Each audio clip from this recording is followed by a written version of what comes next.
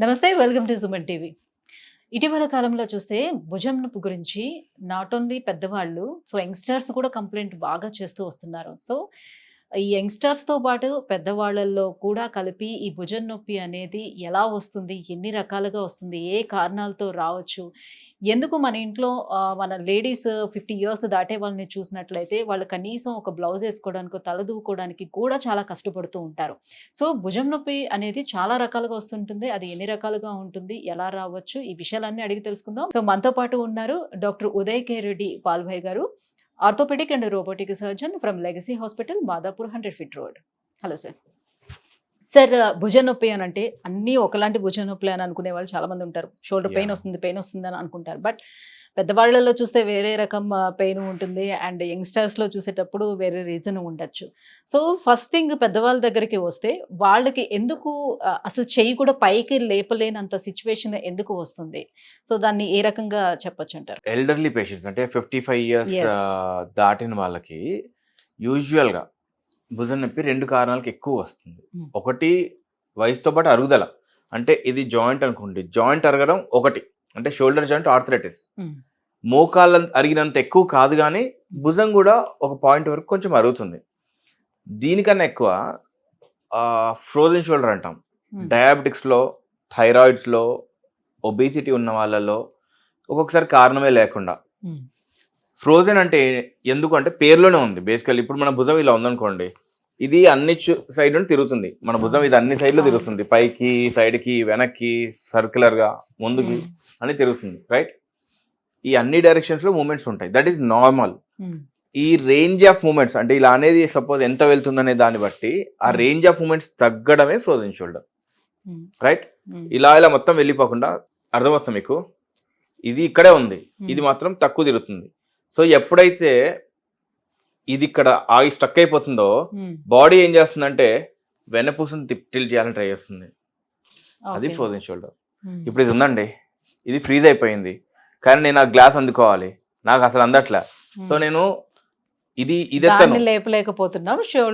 పైన ఇది ఇక్కడే ఉంది, జస్ట్ ఇమాజిన్, ఇది ఇక్కడే ఉందండి. చాలా మంది నాకు వస్తుంది కదా, ఇక్కడ వరకు వస్తుంది అంటున్నారు. నా పొజిషన్ మారుతుంది అనేది మర్చిపోతారు. స్పైన్ ని లేపి ఇట్లా చేస్తున్నారు. ఓకే, ఇక్కడ స్కాప్లో తొరసిక్క స్పైన్ ఉంటుంది, ఆ జంక్షన్ ని వాడతారు. They are not using their shoulder. అది ఫ్రోజన్ షోల్డర్. మనం స్ట్రైట్ గా ఉండి ఎంత వరకు లేపగలుగుతున్నామో చూడాలి first thing. This is normal, ఇది కాదు. ఇప్పుడు షోల్డర్ పెయిన్ అనేది కూడా ఎక్కువగా లేడీస్ లో కనిపిస్తూ ఉంటుంది. ఈ చెయ్యి లేపలేకపోవడం అనేది ఎక్కువగా లేడీస్ లో చూస్తామని అంటారు. ఎందుకని వాళ్ళకి? ఈ విషయంలో కాస్త లేడీస్ కి కొంచెం అన్యాయమే జరిగింది. నేను ఇది చాలాసార్లు చెప్తూ ఉంటా. సాఫ్ట్ టిష్యూ ఇష్యూస్ విషయంలో ఒకటి post menopausal hormonal imbalances, and మన ఏషియన్ కంట్రీస్ లో డెఫిషియన్సీస్. ఆడవాళ్ళు 55 అవ్వగానే ఏదో అయిపోయింది నా వయసు అని ఒక మెంటల్గా, సైకలాజికల్ ఫిక్స్ అయిపోతారు చాలా మంది. అఫ్ కోర్స్ లక్కీలీ ఈ మధ్య ట్రెండ్ మారుతుంది, that's for our own good. Deficiencies, calcium ఉండదు, విటమిన్ డి ఉండదు, మజిల్ స్ట్రెంథనింగ్ కానీ ఒక టోనింగ్ కానీ ఏది ఉండదు. దానికి తోడు డయాబెటీస్ యాడ్ అవుతుంది. డయాబెటిక్స్, ఆడవాళ్ళు 55+, left shoulder pain, restricted movements typical అంటే అది. ఎందుకు లెఫ్ట్? దాని రీజన్ ఇంతవరకు ఎక్కడ చెప్పలేదు, but left is involve more. ఈ క్వశ్చన్ యాక్చువల్లీ నా పీజీ రోజుల నుంచి నాకు కూడా ఉంది, but nowhere I found the answer. Left is affected more than right in diabetics in women. ఈ ఫ్రోజన్ షోల్డర్ కాకుండా, ఆర్థరైటిస్ కాకుండా ఇంకా భుజం నొప్పి ఏ కారణాలతో రావచ్చు?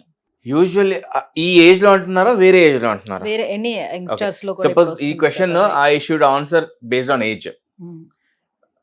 భుజం అనగానే ఏదో సింపుల్ గా నేను చూపించినట్టుగా ఇది ఒకటే ఉండదు.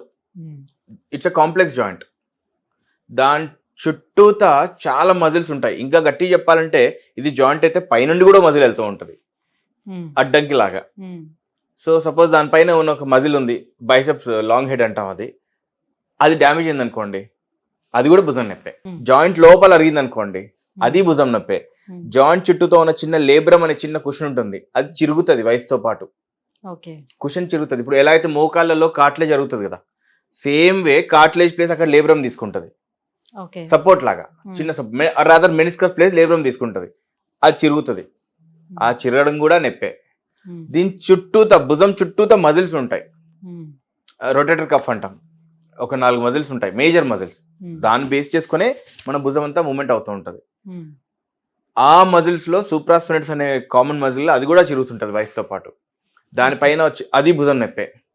లేదంటే ఆ సూప్రాస్పినెట్స్ పైన ఉన్న ఒక చిన్న బరసా ఉంటది, కుషన్, అది డ్యామేజ్ అవుతుంది, ఇన్ఫ్లేమ్ అవుతుంది, అది భుజం నొప్పే. ఇన్ని రకాలుగా అన్ని. సో భుజం నొప్పిని ఒక సింగిల్ బ్రాకెట్ లో పెట్టలేం. నిజం చెప్పాలంటే ఒక షోల్డర్ పేషెంట్ ఎగ్జామినేషన్ గంట పడుతుందండి ప్రాపర్ గా ఎగ్జామిన్ చేయడానికి డాక్టర్ కి. ఓకే ఇది అయ్యిండొచ్చు అని ప్రాపర్ గా చెప్పడానికి. మోకాలనుకోండి ఒక 20 నిమిషాలు చెప్పొచ్చు, ఇది ఇదని చెప్పేసేయచ్చు.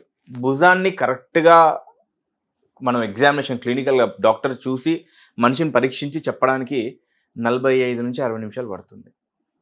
సో మీరు ఒక క్వశ్చన్ లో భుజం నొప్పి అని అడిగితే నో, కాదు, బిట్స్ ఆన్సర్స్ ఇవ్వండి. సో ఇన్ని రకాలుగా భుజం అనేది ఎఫెక్ట్ అవుతూ వస్తూ ఉంటుంది. సో మోస్ట్లీ స్పోర్ట్స్ పర్సన్స్ కి దేని మూలంగా ఇబ్బంది వచ్చే అవకాశం ఉంటుంది? Most of the times it's cuff, అంటే రొటేటర్ కఫ్, షోల్డర్ చుట్టూతో ఉన్న మజిల్స్.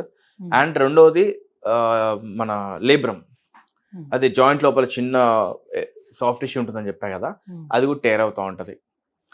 అవి ఎలా తెలిస్తే మనకి? యాక్చువల్లీ చెప్పాలంటే కొంచెం బాగా ఎలాగ ఈ రోజులు అందరు గూగుల్ ఎలాగో చేస్తూ ఉంటారు కాబట్టి ఒక పాయింట్ వరకు దాన్ని నమ్ముకొని ఎక్కువ నమ్మేయొద్దు. గూగుల్ అంతా సగం ఇన్ఫర్మేషన్ అండి, మొత్తం ఇవ్వం మేము కూడా దాంట్లో. కంప్యూటర్ మొత్తం ఇవ్వదు, ఆ బ్లాగ్స్ రాసేది కూడా డాక్టర్సే, అది గుర్తుపెట్టుకోండి.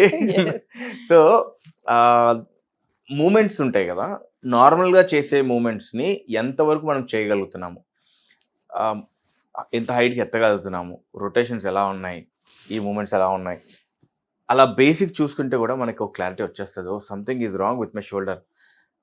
రాంగ్ అంటే ఏదో గ్రాస్గా ఉండాల్సిన అవసరం లేదండి. చిన్న డిస్కంఫర్ట్ ఉన్నా కూడా బెటర్ విజిట్ ఏ డాక్టర్. ఎందుకంటే అది అప్పుడు నెగ్లెక్ట్ చేసింది తర్వాత చాలా ప్రాబ్లం అవుతుంది.